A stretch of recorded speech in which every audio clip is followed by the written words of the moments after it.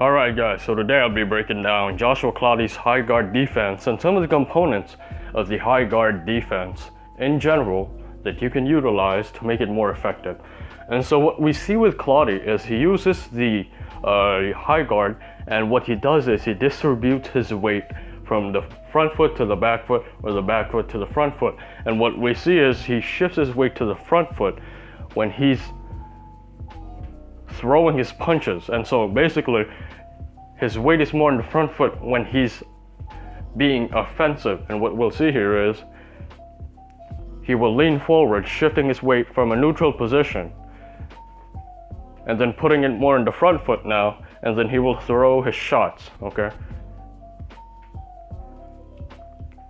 And then what we see here again is here he starts off from a neutral position, and then he leans forward right here, and then he's gonna throw his punches. And why does he do that? Because Joshua Clottey is more of a mid-range to close-range fighter, and so we see that happen there.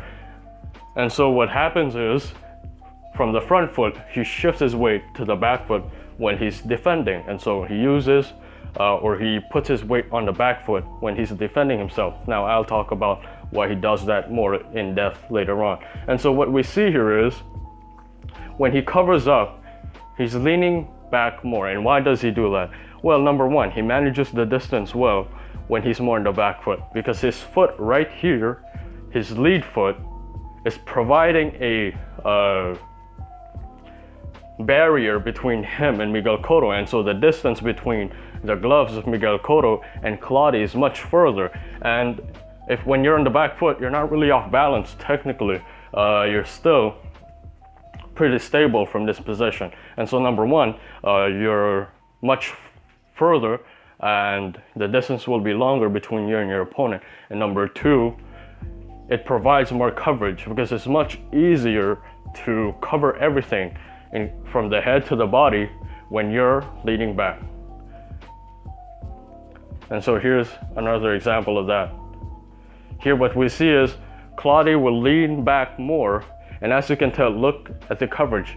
He's covering his body and his head at the same time, because naturally when you're leaning back it's much easier to cover everything. And that's also in addition to the fact that Clottey has technically long arms, and so we see that there.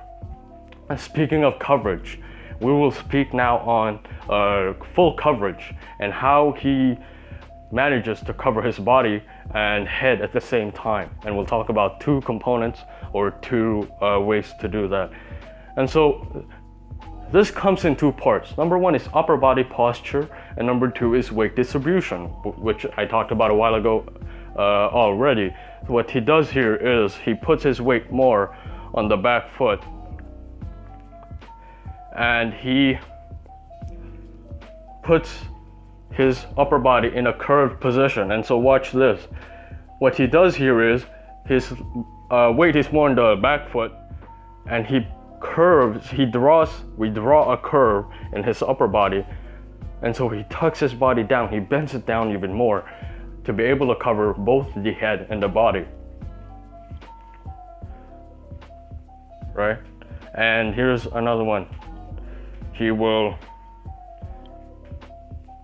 stay on the inside, and watch this, man. And so what happens here is, number one, look at the upper body. The upper body is not neutral. And so this is one of the problems with the high guard. After a while, your posture will be fucked up.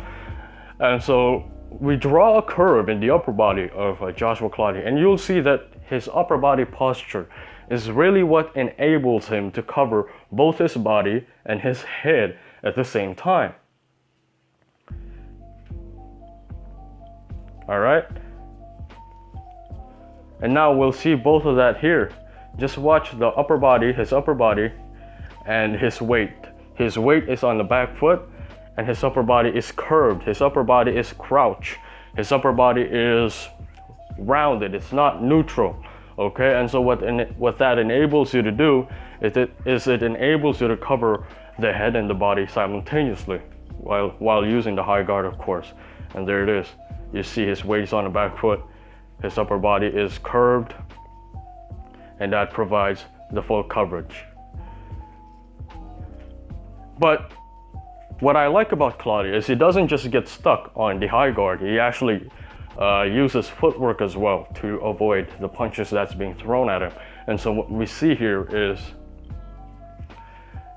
when his opponent is throwing straight punches, he blocks it by closing the guard, okay? And I've talked about this in my Leo Santa Cruz video. He closes the guard right there, blocking the straight punches.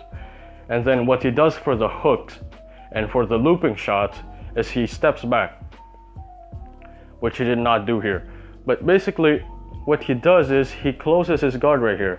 And so from a more wide position, he closes it. He puts his glove together to block those straight punches. And then there he goes again. And he's gonna close it again here.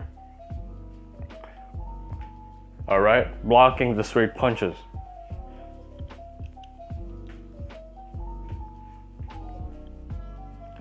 And so now for the hooks, what he does is he uses distance. And so he steps back.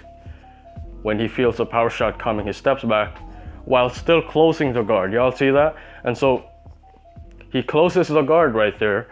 And when he felt the power shot coming, he decided to take a couple of steps back to avoid those shots. Because when you're protecting the middle, like what Claudio does, when you're protecting the middle, you're not protecting the side. And so I will draw an arrow here. Look at this. When you're protecting the middle, you're not necessarily protecting the side. And so it's very important to manage the distance well while being able to block those straight punches by closing your guard, narrowing your guard like what Claudio does.